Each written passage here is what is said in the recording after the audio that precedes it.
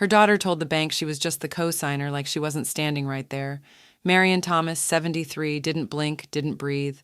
Tessa smirked, already spending money that wasn't legally hers. By nightfall, the accounts were locked, the house retitled, and the passwords changed. Marion had once handed over her trust with open arms. Now she guarded it with ink and evidence, and when Tessa came calling with entitlement in her voice, the paper trail shut the door. All right, before we dive into this crazy story, do me a favor. Subscribe and tell us where you're watching from.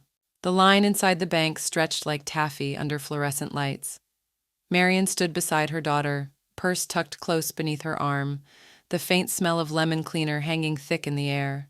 She wore her best wool coat, navy with the brass buttons Harold used to tease her about, and her shoes clicked softly against the polished tile as she stepped forward. Tessa stood tall and impatient in front of her, her hair pulled back in that tight ponytail she always wore when she was trying to look like someone in control. She waved at the bank teller like they were old friends. "We're here for a withdrawal," Tessa said brightly. $40,000. The teller blinked, young, nervous. "That's a large transaction. I'll need both account holders present and consenting." Tessa gave a well-rehearsed laugh and leaned in closer. "Oh, she's just the co-signer," she said, gesturing vaguely behind her. "I'm the one who handles the actual finances."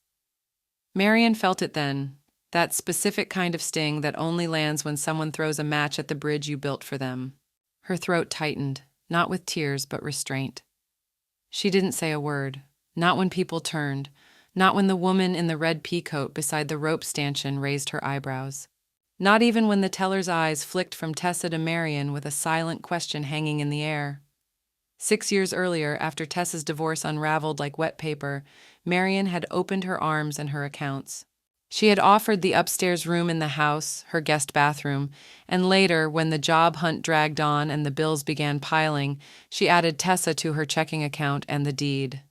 "Only for convenience," Marion had said at the time. "Just so you don't get stuck with bank paperwork while I'm in a waiting room somewhere." Tessa had nodded, tears in her eyes, voice low and grateful. "Of course, Mom, just until I get back on my feet." That was 4 years, 2 vacations, and 1 leased Lexus ago. "Do you have the secondary holder with you today?" the teller asked, more hesitantly now. She was looking directly at Marion. Tessa exhaled loudly. "Yes, she's right here." She turned with a smile that didn't reach her eyes. "Mom, just tell her it's okay. It's for that investment we talked about." They hadn't talked, not really. Tessa had mentioned something big and vaguely waved her phone screen last week, but no numbers, no paperwork, no consent. Still, Marion said nothing. Instead, she reached slowly into her purse. Her fingers brushed past her reading glasses, past a tin of peppermints, until they closed around a thick, cream-colored envelope. Inside, the original deed to the house. Not a photocopy, not a printout. The real thing, filed, notarized, and signed with Harold's full name before he passed. Marion had slipped it into her bag that morning, not by accident. She stepped forward, slow but sure, and laid the deed on the marble counter with care. The room seemed to inhale. "Not so fast," Marion said. Tessa blinked. The teller's eyes widened. Marion's voice didn't waver. "You'll want to read this first before approving anything. I'm not just a co-signer. I'm the original owner, and I never signed off on any withdrawal." The words didn't echo, but they didn't have to. The silence that followed was louder than any reaction. Behind the counter, the teller straightened and reached for a manager call button, and behind her, Marion watched her daughter's confidence flicker for the first time in years as the room tilted toward truth. The teller's fingers hovered above the keyboard, eyes flicking between the deed on the counter and the frozen expression on Tessa's face. Marion didn't blink. She didn't need to raise her voice. The proof was in ink, and it was staring them all in the face. "I'll have to escalate this to compliance," the teller finally said, her tone clipped now, professional. "We're placing a temporary freeze on the account until full authorization and documentation can be verified." Tessa's mouth opened, but Marion had already turned toward the lobby doors. She didn't look back. Not when Tessa hissed her name under her breath, not when the security guard glanced toward them like a scene might break out. Marion walked like the marble tiles were hers. By the time they pulled into the driveway, the silence between them was thick enough to blister. Tessa yanked the keys from the ignition like she wanted them to scream. "You just humiliated me in front of a teller," she snapped, slamming the car door so hard Marion flinched. "Do you have any idea how that looked?" Marion stepped onto the front porch, key slipping into the lock with practiced ease. "I know exactly how it looked." Inside, the scent of jasmine tea still lingered from the morning steep. It was the kind of ordinary comfort that now felt like a lie.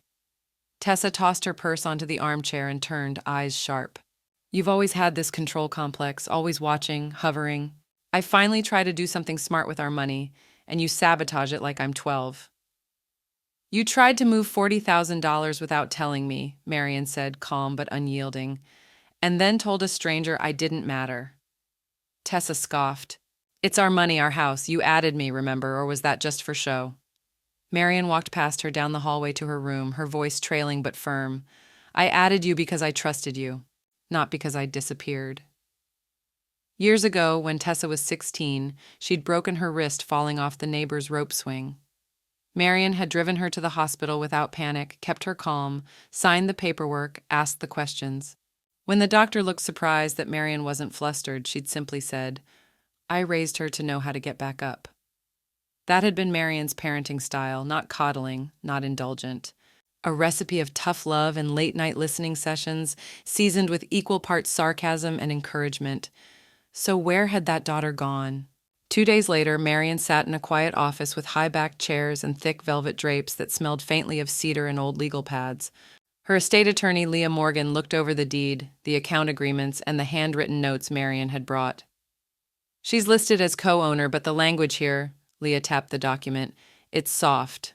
There are no survivorship rights, no sole control clauses. That helps you. You're still primary." "But," her brow furrowed, "there are red flags, such as," Leah leaned forward, "a pattern of dependence, undue influence, signs of entitlement. You've essentially enabled her to treat joint ownership like a solo act, and now it's bleeding." Marion stared at the table. "I thought I was helping." "You were, but help doesn't entitle someone to erase you." Marion exhaled slowly. "What are my options?" Leah opened a legal pad, pen poised.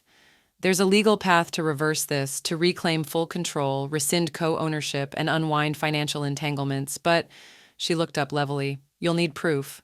Proof that she's manipulated access, lied, pressured, that she treated this house like a checkbook and you like a signature." Marion met her gaze. "Steady now." "I may not have it yet, but I know where to start looking." It started with the click. Marion was standing at the sink rinsing her teacup when the Bluetooth speaker on the kitchen counter chimed and connected. A half-second later, Tessa's voice poured through it, clear and unfiltered, sharp-edged like the clink of ice in an empty glass. "Yeah, no, she didn't even fight it at first, just stood there like an antique chair." Marion froze, the tea towel in her hand went limp. "She thinks she has control," Tessa continued, her voice bouncing off the tile, "but legally she signed the rights years ago. It's as good as mine." Marion didn't move. Her hands stayed still, fingers gripping ceramic. A faint buzzing started in her ears. She looked toward the doorway. Tessa was upstairs, pacing her room, likely unaware her phone had synced to the kitchen speaker again. It wasn't the first time it had happened, but it would be the last. "40 grand is nothing if I play it right. She's old software. She'd never survive a legal push." The words landed like pins, each one sharper than the last. Marion's jaw tightened. Her heartbeat was a distant drum, steadying her, reminding her what still pulsed beneath skin they thought was delicate. She set the mug down carefully, walked to the counter, and tapped her phone awake. Hit record. For 5 minutes and 39 seconds, she captured every word. Tessa's tone was casual, confident, almost giddy in its cruelty. She talked about investments, possible renovations. "Maybe I'll put in French doors finally." As though the house wasn't still holding Harold's framed navy photo and Marion's winter quilts, as though Marion wasn't still alive in it. "She barely checks her mail. She won't even know until the funds are long gone." The recording ended with a laugh, not one Marion recognized. She stared at the file for a beat, then hit send. The email to her attorney had no message, just the attachment. That was enough. By that evening, Marion had begun her own renovations, the digital kind. She logged into every account: gas, electric, water, Wi-Fi. One by one, she transferred each utility into a private, revocable trust she had named after her maiden name, Ellison Holdings, just formal enough to sound distant. She updated the passwords, each one longer than the last. woven with symbols, dates only she would remember. Harold's VA number, Lena's birth year, the street she grew up on before anyone else had claimed her future. She downloaded a password manager, encrypted every note, and deleted every auto login Tessa might have known about. The next morning, she walked into the bank alone. She met with the branch manager in a quiet office filled with plants and framed awards. She handed him a notarized letter prepared by her attorney, revoking all non-consensual actions by the cosigner pending legal review. He accepted it without question.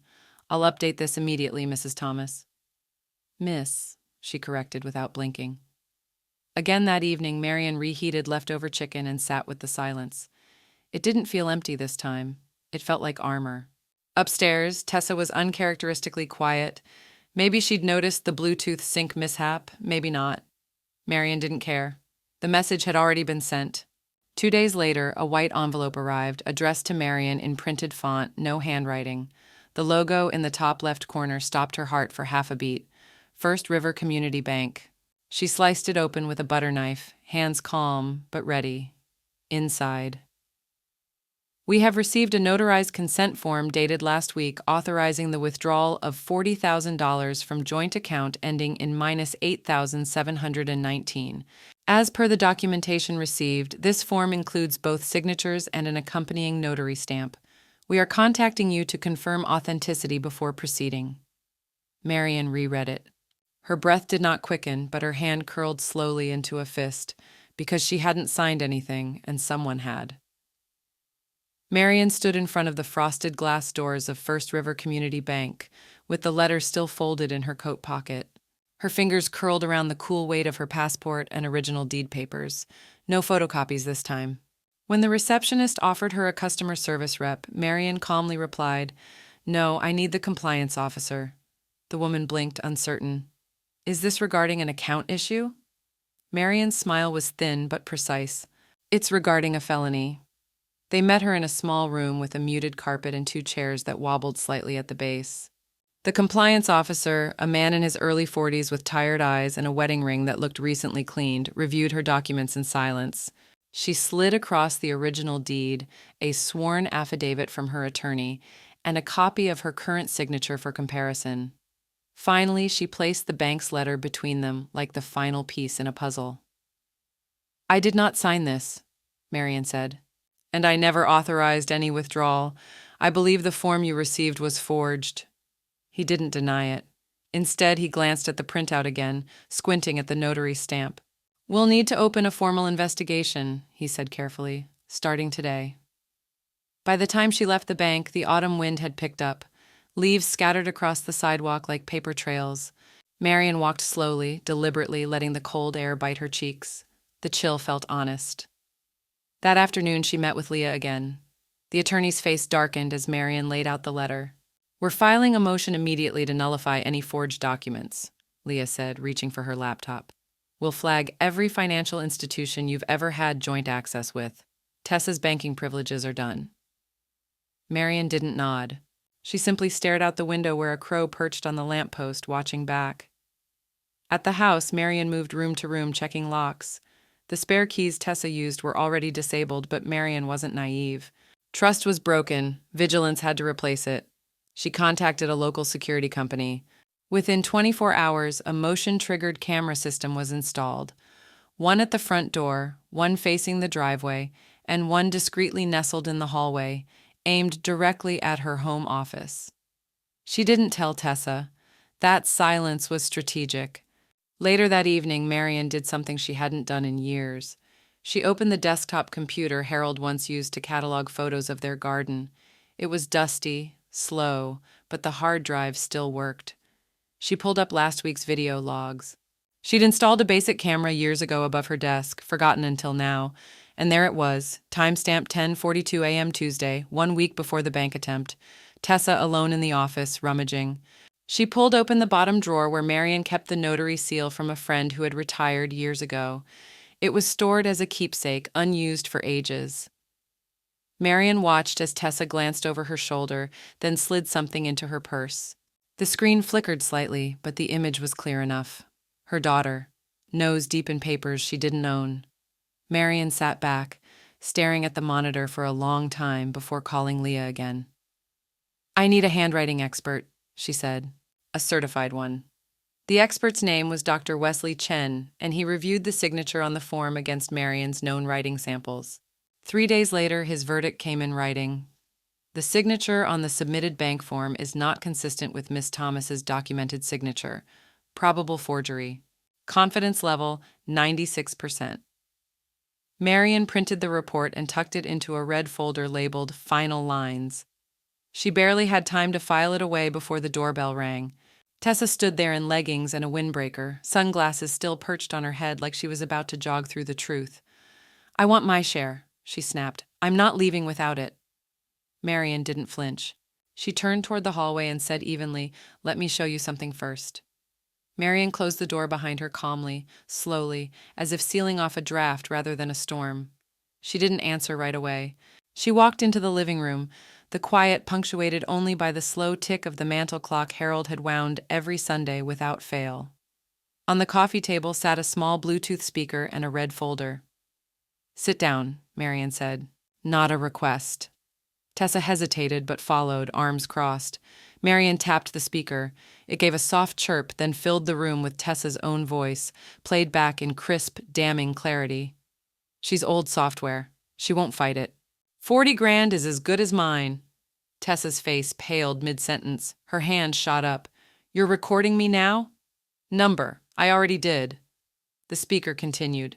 "She barely checks her mail. She won't even know." Marion stopped the playback. The silence afterward landed like a sentence handed down from something older than law. From the folder, she pulled out 2 photos. One was a still frame of Tessa rifling through Marion's office drawers. The other was a printed report from Dr. Chen's handwriting analysis. Then finally, she slid a printed sheet across the table. It was a copy of California Penal Code Section 470, forgery. "Section 470, subsection D," Marion read aloud. "Signing another person's name with intent to defraud." She looked up. "That's what you did."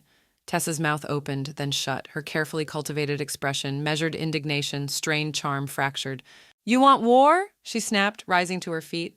Marion stood too, calm as ever. "Number. I want records, paper trails, legal standing, and I already have them."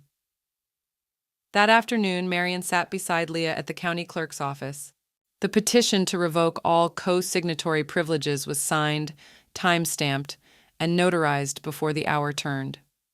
Leah's paralegal had already drafted the restraining order application. Within 72 hours, Tessa would be legally barred from accessing any shared financial space, pending the ongoing fraud investigation. "Think she'll back down now?" Leah asked as they left. "No," Marion said, zipping her coat. "But I'm not counting on her fear. I'm counting on the facts." 2 days later, Marion met her granddaughter Lena at the Oak Ridge branch of Northern Trust Bank. Lena, 26, sharp as flint and twice as loyal, walked Marion through the steps of moving her savings into a private living trust. They signed the papers together. "I don't know how you kept so quiet all this time," Lena said as they exited, a fresh set of account statements in hand. "I was raised to believe silence was safe," Marion replied. "But now I know silence is where they build their plans." Lena nodded slowly. "Well, you're building something better." Back at home, Marion packed her original documents, deed, medical power of attorney, trust formation, into a new safe deposit box. She updated her passwords again, this time storing the recovery phrases in a vault only Lena had access to. Her fingers hovered over a final envelope, the revocation of Tessa's financial proxy. She sealed it with a steady hand. The locks were changed, the cameras monitored, the paper trail was clear. Marion slept that night with the hall light off for the first time in weeks. But peace is rarely uninterrupted. The next morning, a certified letter arrived, legal stationery, court seal. Marion opened it with a butter knife and an unbothered sigh. Petition for civil hearing, evaluation of cognitive capacity, filed by Tessa G. Thomas. It landed on the table like ash. Lena picked it up, eyes narrowing. "She's trying to claim you're unfit." Marion reached for her tea. "She's trying to buy time." "But what now?" Marion took a long sip and set the cup down. "Now," she said. "I make her regret underestimating me again." The moment Marion set the court petition down, she didn't cry. She didn't pace. She reached for her calendar, flipped to the next clean week, and circled Thursday in red. Then she picked up the phone. "I need a cognitive assessment," she told the receptionist. "As soon as possible. I'd prefer full-scale neuropsychological." The woman on the line hesitated. "May I ask who referred you?" "My daughter," Marion said, voice smooth as glass. "She thinks I've lost my mind. I'd like to prove I haven't." "The office of doctor?" Fiona Park sat inside a slate-gray medical plaza, sandwiched between a dental clinic and a Pilates studio. The waiting room smelled of eucalyptus and anxiety. Marion sat upright in her chair, hair pinned back, reading the newspaper as if it were any other day. But inside, her nerves were a metronome, clicking, clicking. "Doctor." Park was young but not inexperienced, with eyes that looked like they measured more than IQ. "This isn't a trap," she said gently. "There's no right answer, only honest ones." "Good," Marion replied, "because I've got nothing left to prove except the truth." They began with short-term recall, then sequences, logic puzzles, language processing, shapes to replicate, word associations. Marion moved through each task with quiet intensity, the kind she used to braid Tessa's hair before piano recital. The final test was delayed recall. 5 words, 20 minutes. Dr. Park returned with a smile. "Do you remember the list?" "Sure," Marion said. "Lamp, piano, velvet, orange, and freedom." Dr. Park blinked. "You even got the order." 3 days later, the report arrived, bound, signed, and notarized. The first page was stamped with a single phrase in all caps: "Mentally competent, no impairment detected." At the bottom, Dr. Park's handwritten note: "No cognitive concerns. Miss Thomas presents as articulate, insightful, and wholly independent." Leah updated the trust immediately. Marion requested an irreversible competency clause, one that legally locked in her ability to amend her estate for as long as the affidavit stood. "No future hearings," she said. "No loopholes. She doesn't get to rewrite my lucidity." That evening, over lemon bars and strong coffee, Marion slid a fresh copy of her will across the dining table to Lena. "You're in," she said. Lena blinked. "I mean, I thought maybe one day, but—" "I've seen what happens when people think they're owed by blood alone," Marion said, slicing another bar. "You earned this. By standing beside me, not over me." Lena looked down at the paper, tears warming her voice. "Thank you." Marion simply nodded. "Now help me figure out how to encrypt this thing." Word spread fast through Marion's circle. Church friends, book club women, bridge partners at the rec center. After her fitness results and Tessa's legal stunt, they started sharing stories over cups of weak tea and folded napkins. "Mine forged my signature at a car lot," whispered Paula, 78. "They drained my CD account," confessed Jolene, 81, "and said it was for dental emergencies. I haven't had teeth in years." Marion didn't speak much during these gatherings. She just listened, collected, filed their pain away beside her own like bank statements with overdue balances. A week later, the phone rang just after 4 p.m. It was the Midtown Beacon, the local paper that never ran anything more serious than dog rescue fundraisers or bake sale recaps. "This is Annalie Rousseau," said the voice, professional but not cold. "I've heard your name a few times now from 3 different women, actually. Would you be open to an interview about elder financial abuse? On the record?" Marion hesitated. "Yes," she smiled faintly. "Then make sure your recorder works." That night, as she folded laundry by the fire, another envelope arrived. Hand-delivered, court seal gleaming in the lamplight. Inside, notice of civil hearing, estate planning dispute, filed by Tessa G. Thomas. Grounds, undue influence, mental incapacity, fraudulent update of will. Marion stared at the page a moment. Then she reached for the folder marked Proof and slipped the fitness affidavit inside. "No one questions my mind twice," she whispered. Marion had never minded the cold, but the air inside courtroom 4C felt surgical, cut glass, sterile, sharp around the edges. She sat quietly in her pressed navy suit, hands folded around a leather portfolio that held no less than 6 weeks of evidence, her neuropsych affidavit and a lifetime of boundaries finally drawn in ink. Tessa sat 3 rows ahead, flanked by a man in a slate-gray suit who looked as though he practiced smirks in the mirror. He kept whispering in her ear, but she wasn't listening. She was scanning the gallery, half filled with townspeople, local seniors, and curious strangers who'd heard rumors of the co-signer showdown. The bailiff's voice echoed, "All rise." Marion stood slowly, chin high. Judge Carolyn Heller entered, black robe flowing, eyes like a ledger, every glance balancing logic against manipulation. Tessa's attorney went first. Your Honor, this case isn't about greed. It's about concern, he began, voice smooth as silk over broken glass. My client, Miss Tessa Thomas, acted in her mother's best interest. She feared her mother was being influenced or manipulated. The recent changes to the estate were drastic and sudden. He paused just long enough to signal false sincerity. Miss Thomas merely seeks transparency and, if I may say so respectfully, protection for her mother's assets. Marian didn't blink. When her turn came, Leah rose with the confidence of a woman holding a straight flush at a table full of bluffers. Your Honor, what my client seeks is not protection, but freedom from deceit, theft, and emotional manipulation. She turned, locking eyes with Tessa.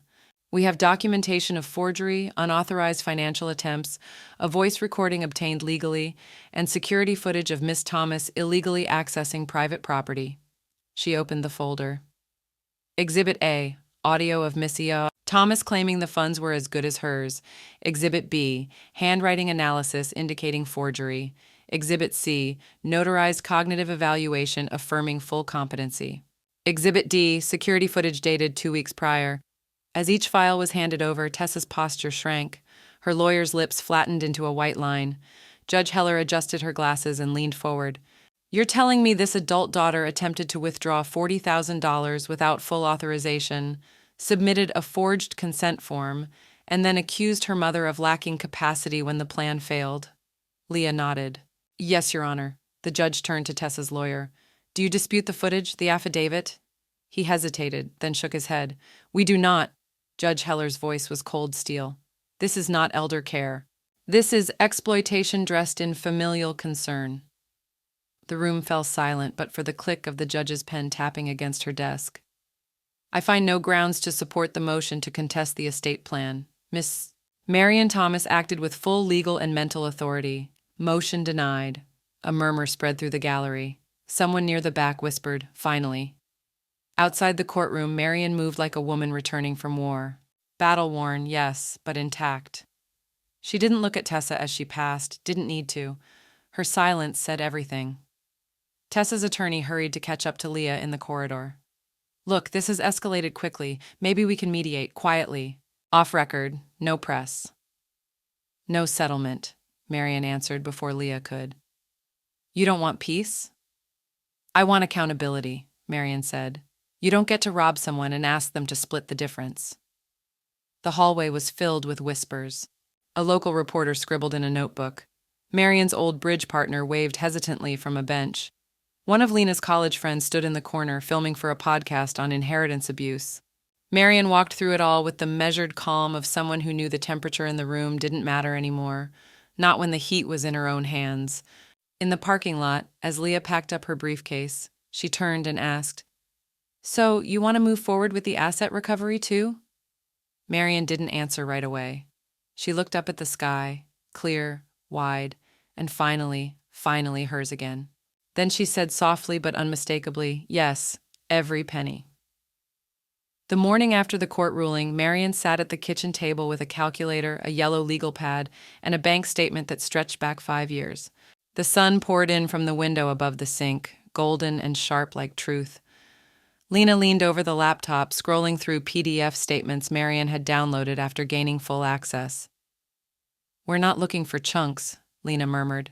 We're looking for drips. Marian nodded, eyes narrowing on a string of transactions. $48.22 Sephora, $319.77 boutique home decor, $5.99 mobile app, over and over. At first glance, they looked harmless. Until you noticed the dates, always the day after Marian's Social Security deposit, always under the joint account Tessa had insisted was just easier to manage. She bled it slowly, Marian muttered. Like a thief with a key instead of a crowbar. Lena clicked save and labeled the spreadsheet siphoning pattern 2019 to present. At Leah's office, Marian handed over the organized printouts. It wasn't just one fraud, she said. It was a habit, a lifestyle funded by my silence. Leah examined the files like an archaeologist studying a long-buried ruin. This, she said, is the kind of pattern that turns an accusation into a conviction. She tapped her pen against the affidavit Marian had sworn the day before. Time to file for financial exploitation and elder abuse under state statute. Will freeze anything that flowed through her hands tied to your assets. Marian gave a nod that wasn't small. It was final. The following week, Lena invited Marian to her Wednesday seniors tech group at the community center. They do more than email now, Lena teased, standing before a semicircle of folding chairs filled with cautious women in soft cardigans. Marian spoke, not formally, not dramatically, just plainly about co-signing, about slow betrayal, about the difference between helping and being harvested. When she finished, one woman with a silver braid whispered, "My son took out a credit card in my name." "I didn't even realize till they garnished my pension," another said. "They tell us we're paranoid, that we just forgot." Marian gave a quiet smile. "They don't want us confused. They want us quiet." Lena's eyes gleamed that night as they sat on the couch with tea. "You're not going to believe what I'm going to suggest," she said, pulling out her phone. Marian raised a brow. "God help me, we're filming a TikTok." Marian scoffed. "I don't even know what that is." "You're about to—" Lena angled the camera, started recording. "This is Marian. She's 72, legally competent, and just revoked access from a daughter who thought co-signing meant control." Marian smirked at the lens. "Here's how you stop financial gaslighting in 3 steps. Lena added captions, subtitles, a royalty-free beat. They uploaded it, let it go like a balloon. By the next morning, it had 58,000 views. The comments came like a flood. "My grandma's going through this. She's my hero. How do I do this for my mom? Please help protect Marian at all costs." The message was clear. Marian had started something bigger than herself. 3 days later, her landline rang just after 4 p.m. "Mrs. Thomas?" the voice said. "This is HR from Wellspring Solutions. Tessa Thomas is listed as one of our employees." Marian's breath stilled. The voice continued, clipped and cautious. "We've recently come across a few videos actually. There's concern. We'd like to verify some information regarding ongoing legal matters and potential elder abuse." Marian didn't flinch. "Everything you've seen is real. And there's more in writing." A long pause. "We'll need to speak with you again soon." She hung up and turned to Lena. "I think her house of cards just lost its foundation." It came 3 days after the HR call, an envelope from Wellspring Solutions marked confidential. Marian set it on the counter like it might still be warm. The return address had been printed by a machine, but the weight of what was inside felt distinctly human. Inside, a typed letter on letterhead and a brief statement in legal language that boiled down to this: Tessa's employment was now under formal review due to allegations of financial misconduct concerning a vulnerable adult, with further interviews pending. No apology, just protocol. Marian read it once, then again, then folded it neatly and slid it into her red folder marked Consequences. Later that week, a small envelope appeared in her mailbox. No stamp, no return address, just her name written in black ink that bled slightly at the edges. Inside was a single piece of stationery. At the top, a line: "I made mistakes. I never meant to hurt you." No signature, no apology, not really, just proximity to one. The note smelled faintly of Tessa's perfume, something citrusy and sharp. Marian stood by the trash bin for a long time, letter dangling in her fingers. Then she turned and walked it to her filing cabinet. She created a new folder, labeled it Regret Laundering, and slid the page inside without a word. 2 days later, Lena led Marian into the garden with a hand over her eyes. "No peeking yet. I swear, if there's a TikTok camera out here. Just wait." When Lena finally lifted her hand, Marian gasped, not in shock but in a kind of quiet reverence. Nestled beneath the flowering dogwood tree was a handcrafted bench, smooth cedar polished to a honeyed glow. Carved into the back slat in Lena's careful script, "Owned, never owed." Marian ran her fingers over the grain. "It's beautiful. It's yours," Lena said, "and so is everything else." Marian sat down slowly. The earth beneath her felt solid in a way it hadn't for months. That night, Marian opened a new document on her laptop. She stared at the blinking cursor, then typed a title: "The Co-Signer Myth, What They Don't Tell You About Family Finances and Control." She didn't write a preface, didn't start with a summary. She began with the moment in the bank, the moment her daughter said, "She's just the co-signer," loud enough for the marble floor to echo it back. From there, the pages poured out. Every check she'd signed without being asked, every drawer rifled through, every doubt stitched into her chest by someone who used to hold her hand crossing the street. As word of her case traveled, her phone began ringing more often. Women from church, from the community center, even from out of state. Some whispered, some cried, some asked for copies of her trust. Marian answered each call with a steady voice and careful steps. One woman sent a gift card with a note. "You reminded me I'm not crazy, just careful." Another showed up at her door with lemon muffins and a story about a son who opened a second mortgage behind her back. Marian welcomed them in. Then one morning a new kind of envelope arrived. Pink, heavy cardstock, floral seal. Marian sliced it open with the same butter knife she now used for nearly all incoming mail. The invitation inside shimmered with embossed gold lettering.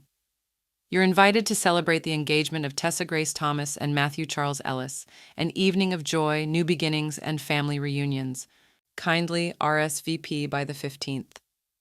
Marian set the card down. Outside, the wind moved through her garden like breath through lungs. She didn't smile. She didn't tear it in half. She just whispered, "New beginnings come in all kinds of packaging." The pink invitation sat untouched on the counter for 3 days. Marian didn't RSVP. She didn't throw it away either. She simply watched it, like one might watch a snake slither across a garden path. Beautiful, dangerous, familiar. It wasn't until Lena forwarded her a screenshot that Marian understood the full game. "Found this on their wedding website," Lena said, dropping her phone on the table between them. "Private registry. You have to dig a bit, but look. Bottom of the About Us page." Marian scrolled, each flick of her finger scraping something raw. "We are blessed to begin this next chapter together. With no surviving parents on Matt's side and Tessa as the sole heir of her family estate, we are proud to carry forward the Thomas legacy." Sole heir. The words blinked in front of Marian like a second forgery, one typed in glittery font. "She's not just rewriting the past," Marian said quietly. "She's drafting my obituary while I'm still breathing."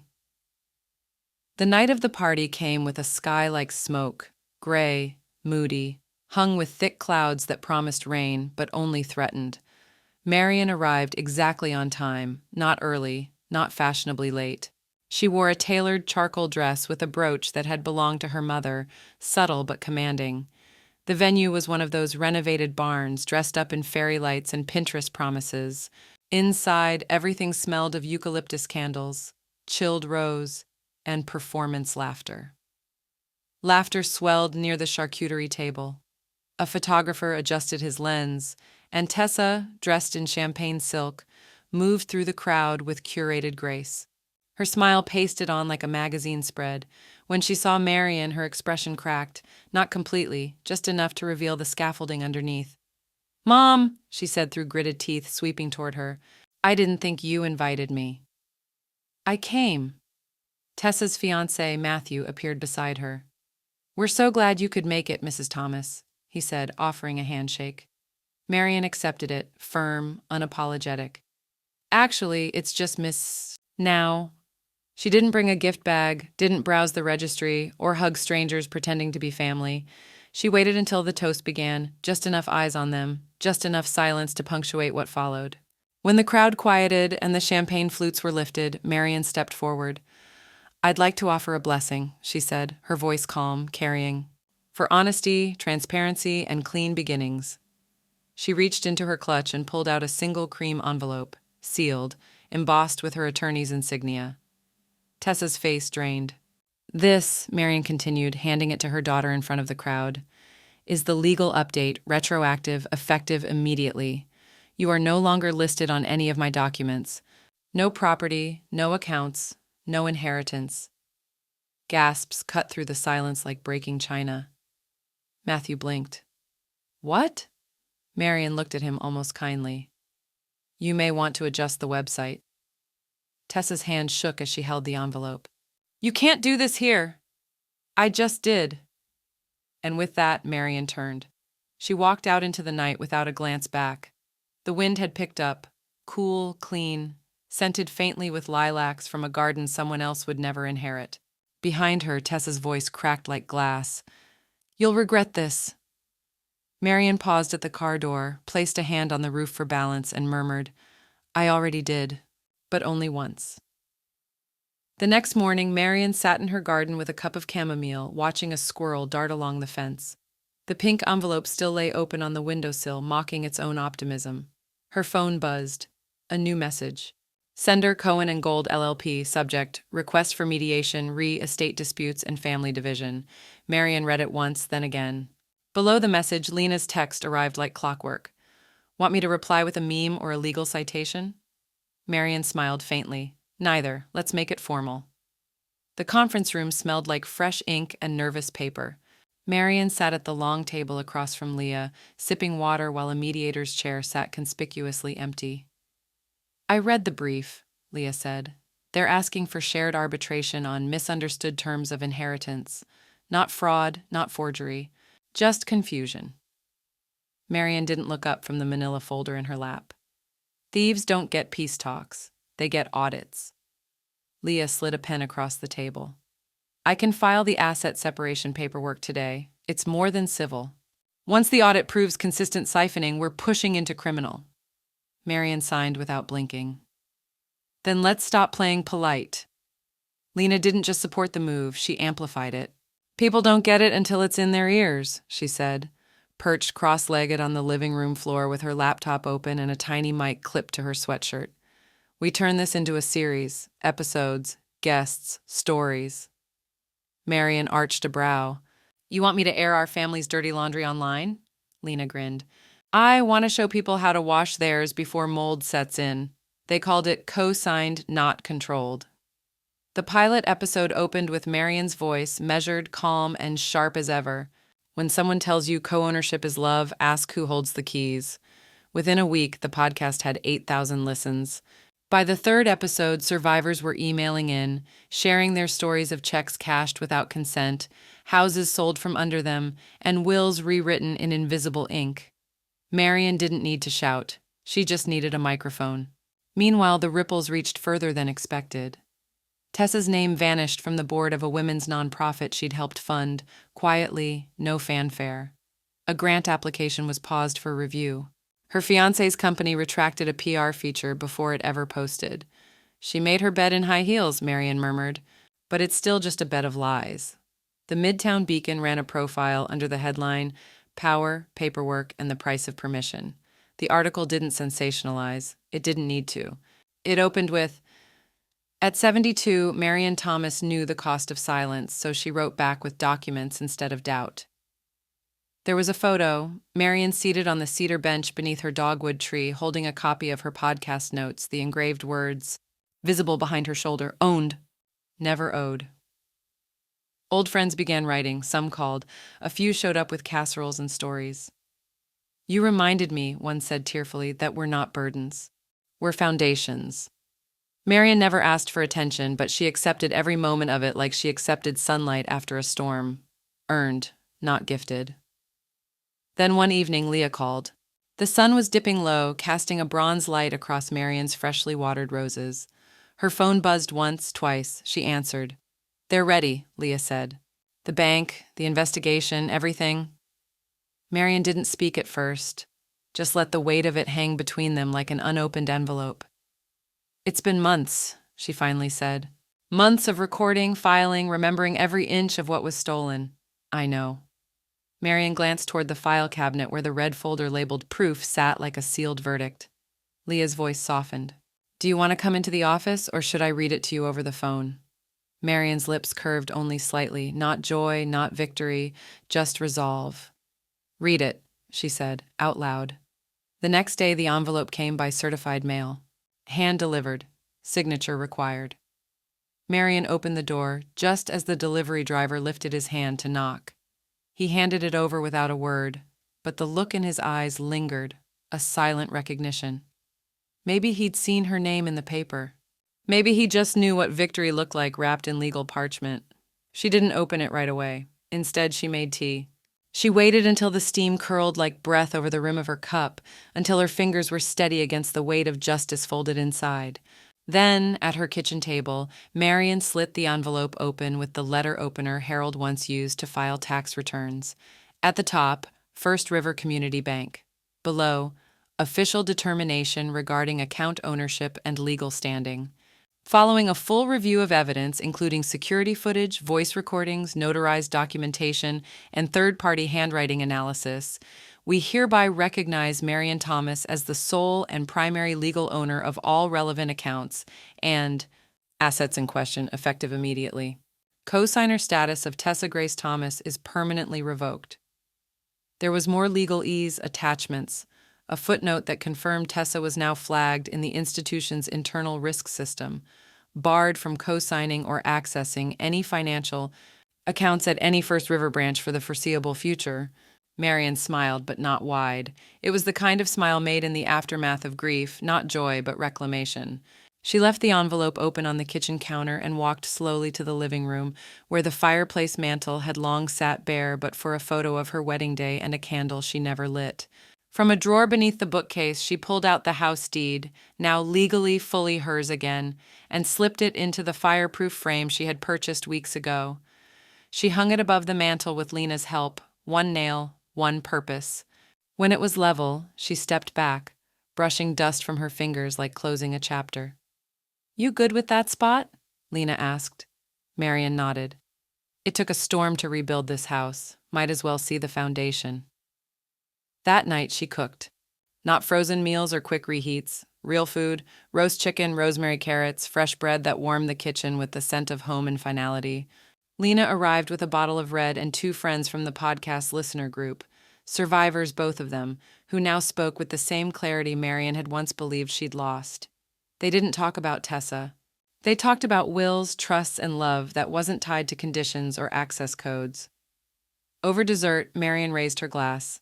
"To women who don't just survive," she said, voice clear, "but audit the aftermath." The next morning, she sat by the dogwood tree bench, her journal in hand. She'd updated her estate plan the night before, quietly, thoroughly. Her house would stay in the family, but the other half, liquid funds, savings, stocks, was now earmarked for the Women's Financial Resilience Foundation, an organization she and Lena had quietly started filing paperwork to launch. It was time to turn damage into defense. Just after noon, her phone buzzed. Leah's name lit up. "Ready for another update?" her attorney asked, no preamble. "Always," Marion replied, adjusting her sunglasses. "Tessa's lawyer has officially withdrawn from the case. No mediation, no appeal, no further contact." Marion exhaled slowly, like she'd been holding the breath since spring. "And Tessa?" There was a pause. "She's on her own." Marion looked up at her framed deed through the living room window. The glass gleamed like resolve. "Exactly where she put me," Marion said. The whispers came first, soft, curious things that drifted through community inboxes, school board meetings, yoga studios. They weren't shouted, not yet, but they carried more weight than headlines. "She's not on the nonprofit board anymore." I heard her fiancé pause the wedding.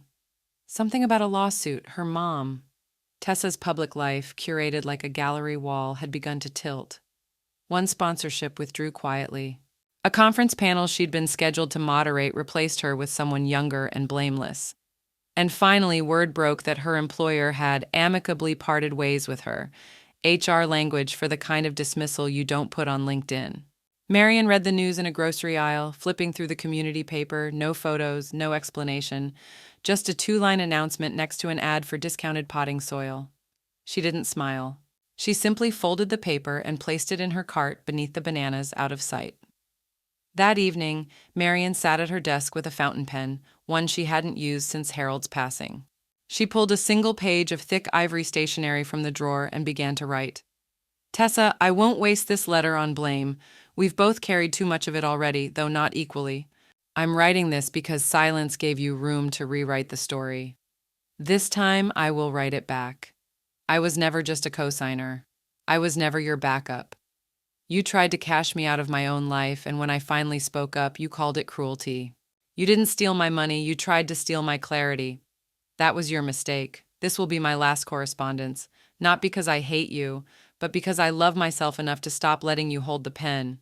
Not your cosigner, not your cover. Marion." She sealed the letter in a white envelope, no return address, no forwarding request. Then she walked to the fire pit out back, lit a single match, and watched it burn, corner to corner. Not in rage, in release. The next morning, the soil was still damp from last night's rain. Lena brought over the magnolia tree, Marian's favorite, cream-blossomed and stubborn. Picked it up from the nursery in town, Lena said, wiping her hands on her jeans. Thought maybe new roots. Together they planted it near the garden bench, the one Lena had gifted months before. Marian packed the earth with her bare hands, pressing firm and steady until the tree stood straight. Then Lena reached into her canvas bag and pulled out a small plaque, bronze, subtle. Fully owned, fully alive. Marian didn't say anything. Her throat closed up before gratitude could form. But when Lena stepped forward and hugged her, the tears came anyway, silent, sudden. I just wanted you to be seen, Lena whispered. You made me visible, Marian murmured, even to myself. 3 days later, the doorbell rang. Marian opened it to find her neighbor Elise standing on the porch with a clipboard and nervous energy. Hi, sorry, I know this is out of the blue, but... Elise laughed, then hesitated. We're hosting the town event this year. You know, the Women's Week Civic Forum, and, well, your name's come up a lot. Marian raised an eyebrow. I'm not much of a microphone person. I know, Elise said, but the thing is, you already spoke. With actions, with boundaries. You didn't just protect yourself, you taught all of us how... She held out the clipboard. We'd love for you to speak. 15 minutes. Tell your story, or don't. Just be there. Marian looked past her to the magnolia tree, where the wind was rustling through the new leaves. She didn't say yes, not yet. She simply took the clipboard. The folding chairs faced east, toward the sun coming up over the town hall steps. A breeze carried the scent of brewed coffee and crepe myrtle blossoms. Women filtered into the courtyard with walkers, canes, earbuds, and steel in their eyes. Some there to listen, some to be seen. Marian sat in the front row for the first few minutes, watching the empty microphone like it was daring her. Lena stood behind the soundboard at the edge of the stage, giving a tiny thumbs up. You still have time to change your mind, Lena whispered. Marian didn't blink. I'm already standing. She stepped onto the stage in soft gray slacks, a linen blouse, and her late husband's watch around her wrist. Not for luck, but legacy. The microphone hissed once before settling. She didn't flinch. Good morning, Marian began, scanning the crowd. Dozens of faces stared back, some wide-eyed, some weathered, all waiting. My name is Marian Thomas. I'm 73. I co-owned a house, a bank account, and a mistake. Laughter, tight, knowing, rippled through the crowd. She continued, voice steady. My daughter told a teller I was just a cosigner. What she meant was I didn't matter anymore. What she didn't expect was that I still had the deed. Murmurs, nods, a few gasps. Marian told them pieces of the story, not every fight, not every form filed, but enough to draw the map, enough to show where silence used to live. I came here to say something simple, she said, her voice growing firmer. Ownership isn't just a document, it's a decision. It's the moment you stop letting guilt hold the pen.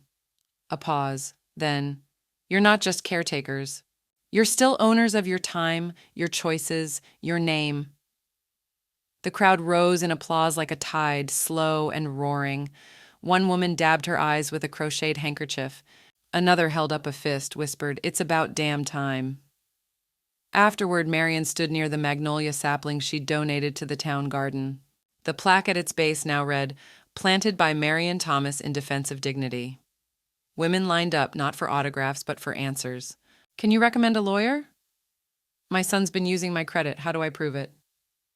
Do I need a trust even if I don't have much? Lena joined her, clipboard in hand. We're going to need a second table next time. I'm not starting a business, Marian warned. No, Lena said. You started a movement. They stayed until the sky turned sherbet pink. Lena snapped photos of the magnolia in golden hour light. Marian sat on the bench nearby, answering emails from listeners, reading notes from women across the country who had heard her voice in podcasts and now saw themselves in it. No one mentioned Tessa. No one had to. That night, Marian returned home to her quiet living room, shoes off, tea warming between her palms. She opened her drawer and pulled out one final envelope, thicker than the rest, sealed in blue wax, embossed with her initials. Inside, her revised estate plan. She traced her fingers over the language, clean, unambiguous. It left the house to Lena, the funds to a women's financial resilience trust, and not a penny to the person who once called her just anything. Marian exhaled. She slipped the envelope back into the fireproof safe, clicked it shut, and whispered to the empty room. Final draft. Marian sat at the attorney's office desk, the weight of the pen heavy, but welcome in her hand. The ink glided slowly, cleanly across the parchment of her final estate document. No hesitations, no shaky lines, no room for misinterpretation. Across from her, Lena watched with her chin propped in her palm. Her eyes were glassy, but proud. "There," Marian said, placing the pen down gently. "Executive Lena Mae Thomas. Beneficiary, not entitlement, but intention." The attorney nodded, sliding the folder closed with a reverence usually reserved for sacred texts. "Everything's in place," she said. "It's done." "No," Marian replied with a small smile. "It's just beginning." 2 days later, she walked through her garden barefoot, morning dew clinging to her soles. The air carried the faint scent of lemon balm and damp soil. Spring had come early that year, as if the world had finally caught up to the pace Marian had set for herself. She paused beside the magnolia tree, now budding with creamy blossoms. At its base, another plaque had been added, not visible unless you bent low enough to read it. "Legacy isn't inherited, it's chosen." Endowed by Marian Thomas, Women's Financial Resilience Fund. The house, her house, would eventually become part of a sanctuary for women rebuilding from the financial abuse no one talked about until it was too late. A center for advocacy, workshops, and maybe even safe transitional housing, not a tombstone, a launch pad. Lena joined her on the back porch later that afternoon, a lemonade in one hand and a newspaper in the other. "You made page 2 again," she said, tossing the Midtown Beacon on the table. Marian barely glanced at it. "I'm starting to miss my anonymity." Lena chuckled. "You traded it for influence, wise move." They clinked glasses. The sun dipped low. The garden swelled with the hum of bees and the occasional creak of the wind chime Marian had installed near the dogwood. Inside, Marian pulled out her worn leather journal, its spine cracked, pages fluttering like old curtains in a breeze. She sat by the fireplace beneath the framed deed that now glowed amber in the waning light and began writing one final entry. No rewrites, no edits, just clarity. They say blood is thicker than water, but paper, the right kind, outlasts both.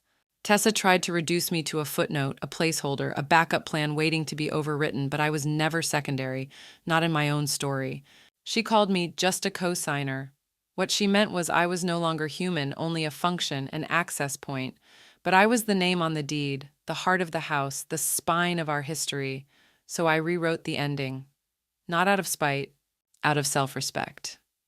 I chose Lena because she sees people, not opportunity, because she knows love isn't leverage. I gave the house to women like me, women with papers in their hands and battles in their silence. And I gave myself the pen finally. Co-signer? I signed my name in full. She closed the journal softly, pressing her palm to the cover like sealing a truth into the earth. That night, as the moonlight laced the garden in silver and the wind slipped through the open window, Marian stood once more in front of the fireproof safe. She opened it, slid the new estate plan inside, closed the latch. No hesitation, no regret. She whispered to the dark, not bitter, just finished. She tried to treat me like a backup. I signed her out completely.